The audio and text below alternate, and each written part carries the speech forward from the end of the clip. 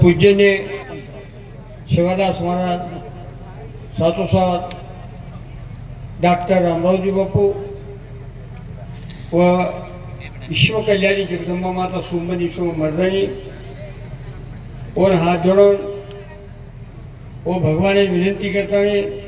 और आज ये समाज में से संपूर्ण बंजारा समाज तो नायक कारभारी सरपंच सब मान्यवर आता बिरदो चव्हाण साहेबांना आणि हमारे से आता बिरदो से मान्यवर है।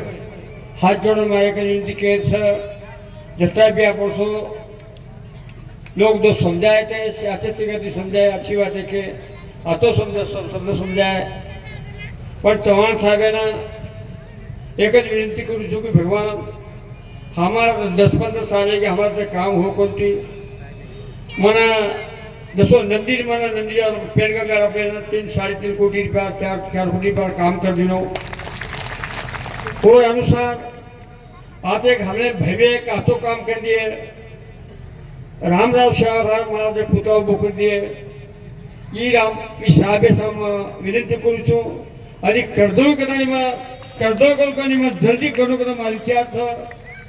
और आपण